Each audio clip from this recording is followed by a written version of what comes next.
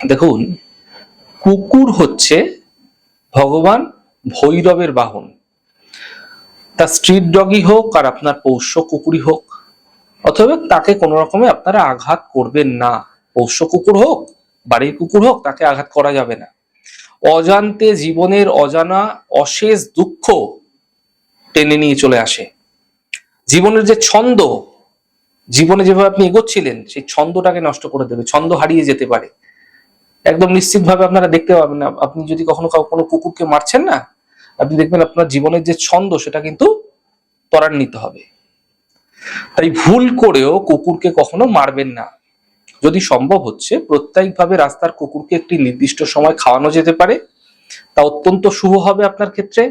কোনো অসুখ দেখলে যদি নিঃস্বার্থভাবে সেবা করা যায়, তাহলে ভৈরব তন্ত্রে উল্লিখিত আছে যে জন্ম জন্মান্তরের পাপ নাশ হয়ে থাকে, আগাম বহু ধরনের বাধা বিপত্তি অসফলতা কর্মহীনতা কেটে যায়।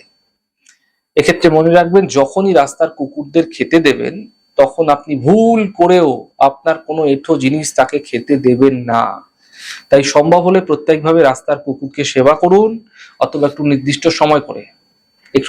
সময় করে আপনারা কুকুরকে খাওয়ানোর চেষ্টা করুন।